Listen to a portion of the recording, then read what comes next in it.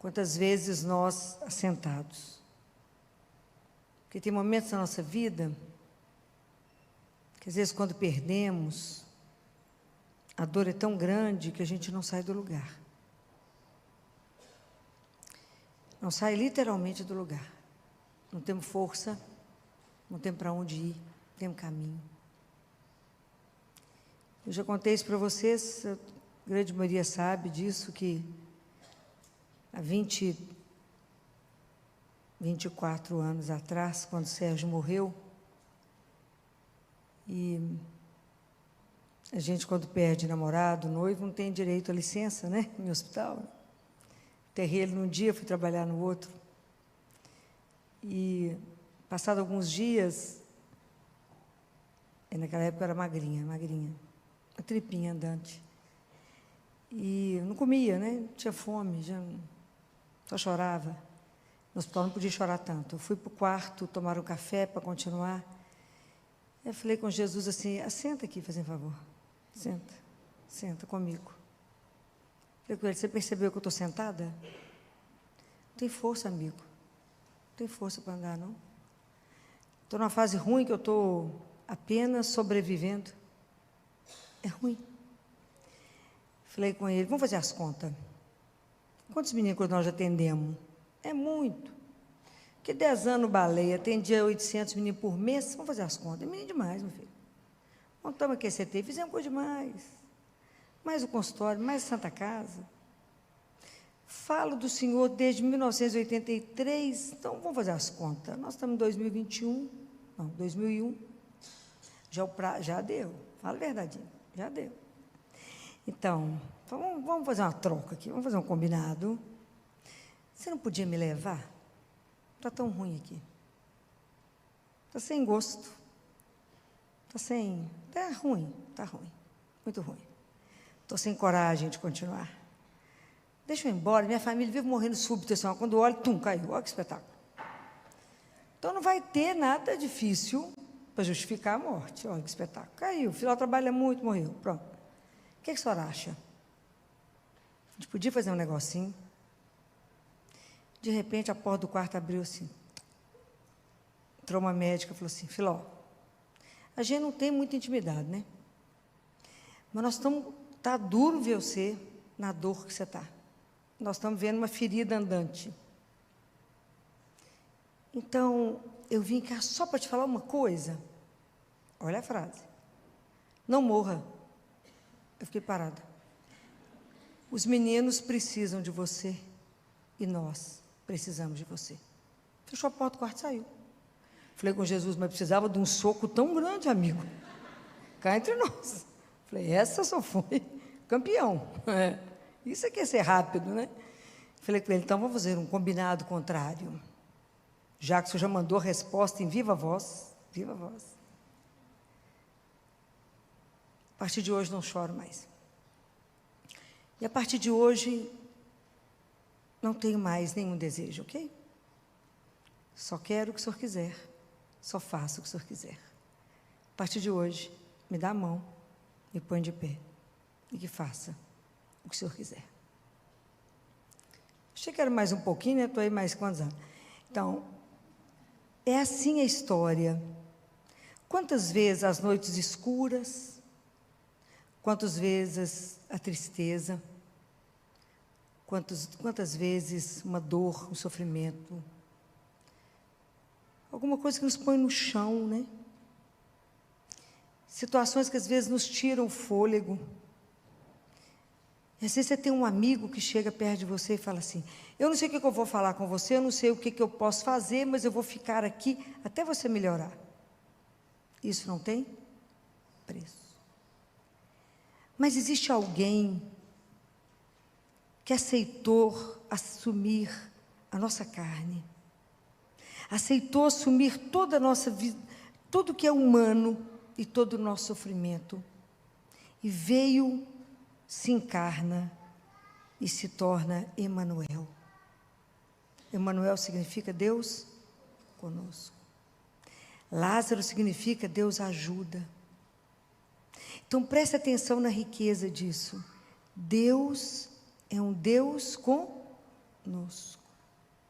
Na minha dor, eu assentei, ele assentou. Como na dor, na solidão de qualquer um de vocês.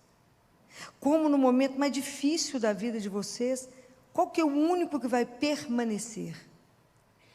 É Deus, é Jesus, essa doçura infinita. Porque somente Ele consegue viver uma coisa que se chama compaixão. Porque compaixão significa que eu sofro com você. É difícil demais para nós, humanos, viver o sofrimento do outro com o outro. É difícil. Não é uma brincadeira. Eu sofro com você, com a sua dor.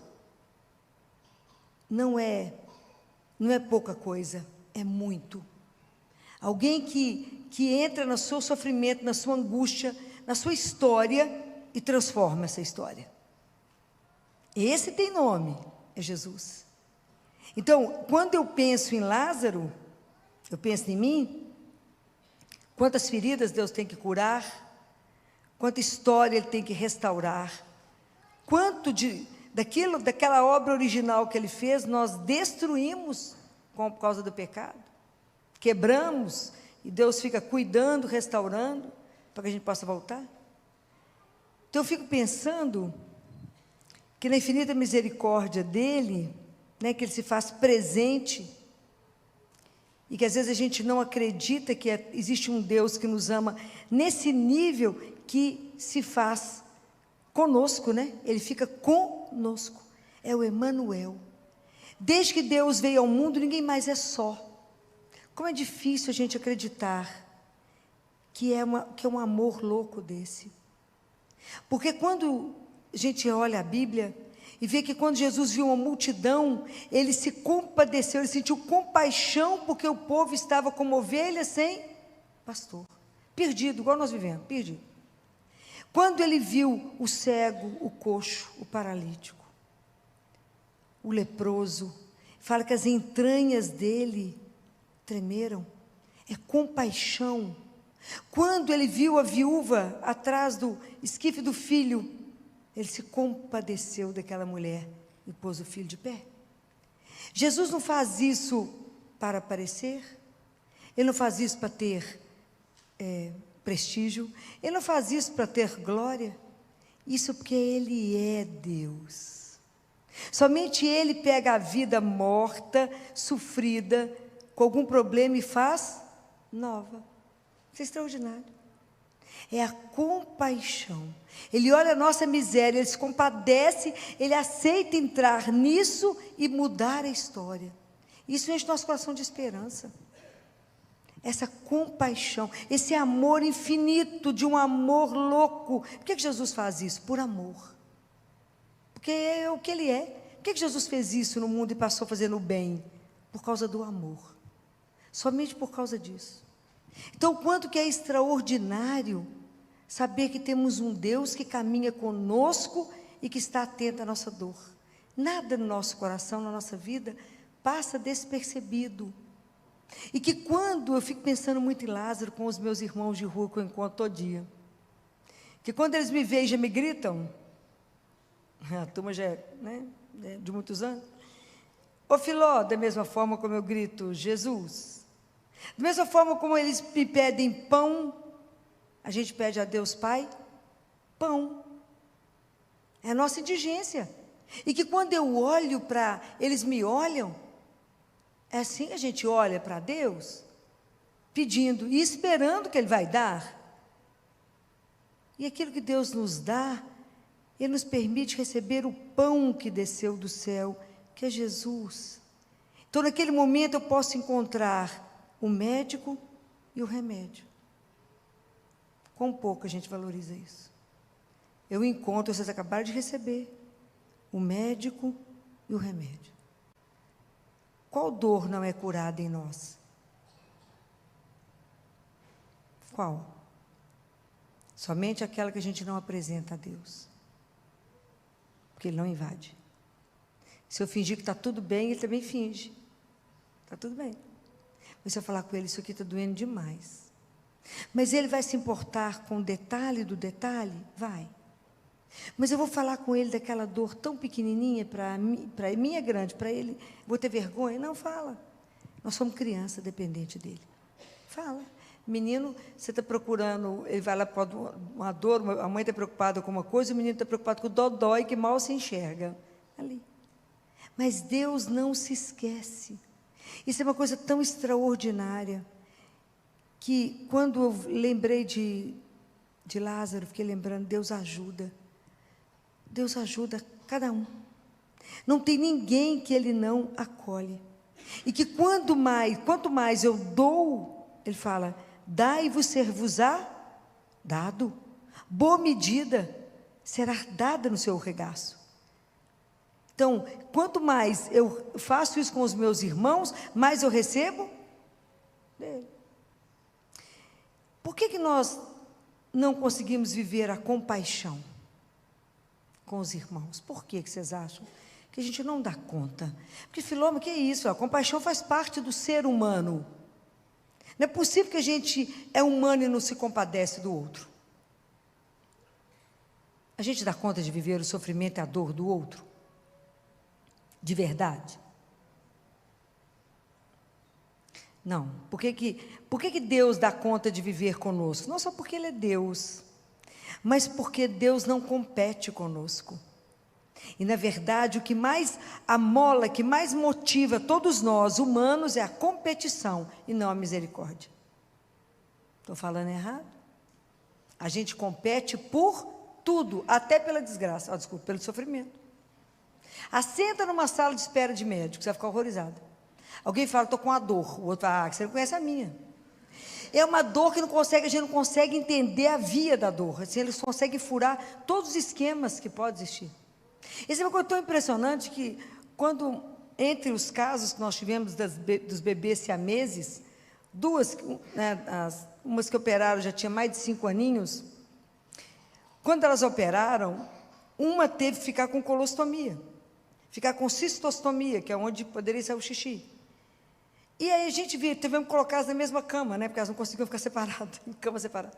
E elas ficavam competindo. Aqui, ó, eu tenho isso, você não tem. Eu tenho isso, você não tem. Mal sabia ela que ter aquilo era uma tragédia. Mas até pelo que é ruim, a gente compete. Você fala com alguém, se eu estou cansado, fazendo, sabia eu, minha filha? Eu já nem falo mais nada, lá para lá. Falo com quem? Com Jesus. Você está rindo, mas não é assim? Você não pode falar, não. Alguém sempre vai estar sofrendo mais do que você. Vai estar pior do que você. Porque até nisso se compete. Então, o que motiva o ser humano é a competição. Nós queremos fazer sucesso a qualquer preço. Nós queremos ser os mais importantes, os mais... Mas sempre tem que ter alguém que não... Sempre você não está vendo que isso em mim é maravilhoso. Para que serve isso mesmo? Mas tem uma outra razão. A compaixão, por mais que eu possa fazer mestrado, doutorado em teologia, filosofia, o que eu quiser, a compaixão não se adquire dessa forma. Por mais oração, por mais tudo que eu faça, a compaixão não se adquire, porque a compaixão é dom de Deus, é graça. Por isso que a vida espiritual, a gente não faz nada sem a graça de Deus. Eu posso até tentar, mas eu não consigo. É somente Ele que vai fazer uma transformação radical em mim, que quando Ele fala, sede misericordiosos como meu Pai é misericordioso, como vosso Pai é misericordioso, isso é uma transformação de conversão em nós. É caminhar com outra mentalidade, é radical. Eu envolver com aquele que sofre e não ser engolido pelo sofrimento do outro, mas estar a serviço por causa dele. Então, se eu me envolvo com aquele que sofre, é para aliviar a dor e ver o Deus sofrendo no outro. Se eu mato a fome de alguém, é porque ele falou, bem-aventurados aqueles que eu tive fome e deste de comer. E é meu